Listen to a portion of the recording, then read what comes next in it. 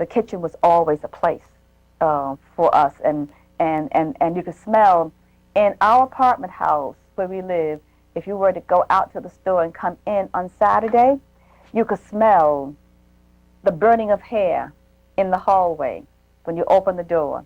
It was up and down that hallway because Saturday night was the time to do hair before Sunday.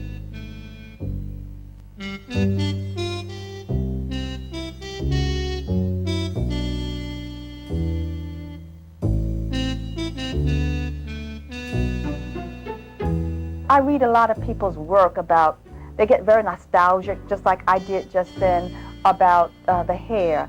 I think what we're nostalgic about is that communion of women, you know, that community of women who were together talking to each other. When you're a child, then you're around a family, you hear what they're talking about, thinking, etc. Or it's a time they might tell you about boys, or it's a time they might tell you about girl, keep your dress down, or it's a time, you know, that they tell you don't go outside with panties with holes in them. It's a time when something happened and information was transferred from mothers, stepmothers, friends of the family, female friends, etc., which is important. But the terrible things also happened too. In those same kitchens, someone put a perm in your hair, or your hair came out.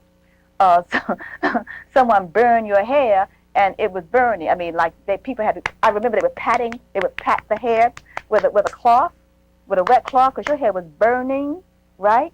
So I mean, all those kinds of things happened too. I just think that it would have been so. I think because we wanted to imitate so badly, and our sense of identity and beauty was always going after other people, the dominant society's idea of beauty that was with this straight hair, that we at some point got lost. And all that, those good feelings were good feelings, yes, but also those good feelings could have emanated from another set of way of doing things. I press my hair so it's silky smooth. Gotta press my I hair press my hair so it swings and moves. so it swings and I press moves. my hair, gotta make it straight. Gotta hit those edges, gotta pull that kitchen, gotta snap those knives. So I press my So hair. I press my hair, I press my hair.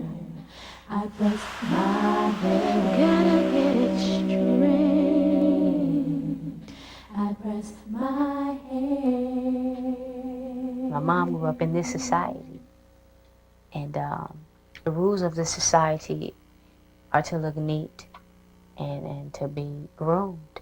And groomed to my parents and my grandparents in America is to be straight around the edges. So they got the hot comb out, and your edges had to be straight. If you got a relaxer, you had to hit them edges and make sure all of that was straight.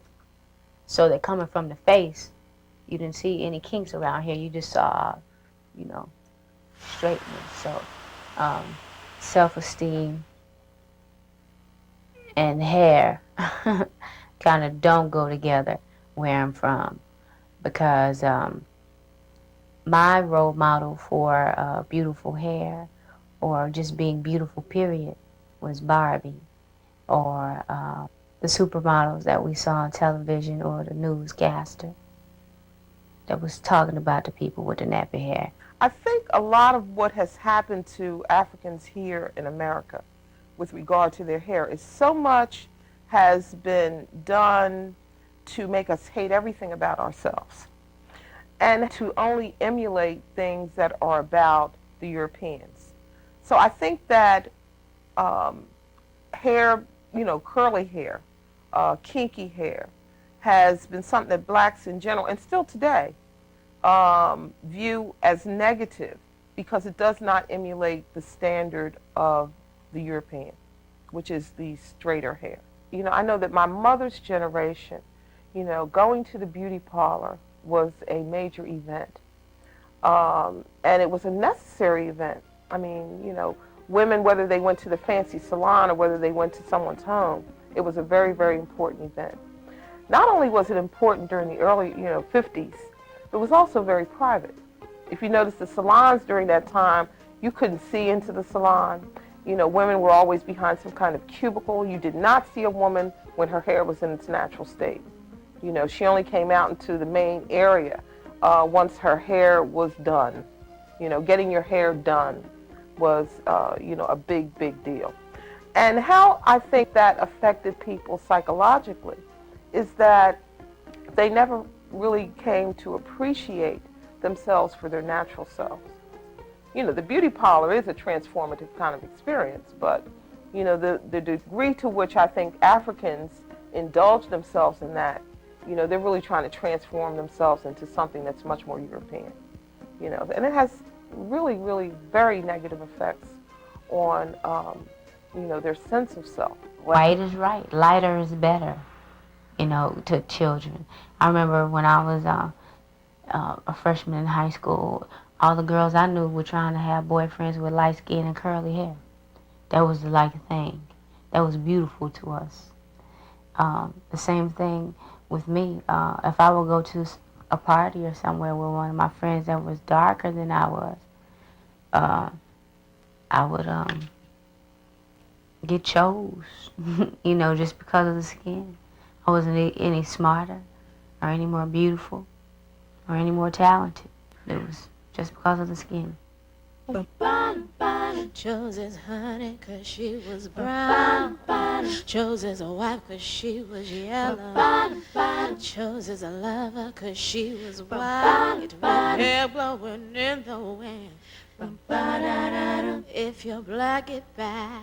If you're brown, stick around. If you're yellow, there's a chance. If you're white, you're alright. But if you're black, get way, way back.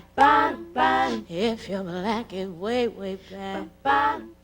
If you're black, get way, way back. When I was in high school, I had a friend who didn't have any hair right here. And we would just talk about it all the time. Just all the time. Like, you know, one of the common things was when they didn't have any hair back here. We would say A is for apple, J is for Jack, Kim ain't got no hair in the back. You know, that was just one of the little things. And bald head, nappy head, you know, that was just some of the things that we went through. And in the back here, which we call this part back here the kitchen. And if this part wasn't straight, then they talked about it and called it BBs or buckshots. Yeah, so yeah, we all got teased. We teased one another. I teased people if the hair wasn't straight because our understanding wasn't there for who we were and what we are, beautiful, beautiful people. We didn't know that. We were just going by the rules of society. So yeah, we all tease each other about having nappy hair. And that's just what we were taught as children. My hair was very coarse, and the hairdresser used to keep the perm chemical in for a long time and tell me, you know, that the scabs on my scalp were necessary to truly straighten my hair. You know, baby, it's supposed to burn a little bit so you can get all these naps out. And as an act of convenience, not particularly through any increasing awareness of my cultural identity, I stopped getting my hair permed and I literally cut it all off and wore a short afro and looked in the mirror one day and I said, well, I don't really care what anybody thinks. This looks good. And I liked it. And then I just began to experiment with different styles and liked the notion that I stood out and that the way I was wearing my hair was indisputably beautiful. And it worries me that black women are still debating because there's so many colors and hair textures among black people in the United States and Africa. It's often a waste of time for us to get engaged in these serious debates about who's more African because it's not really the outer appearance that matters as much as practical acts of commitment and contribution to community.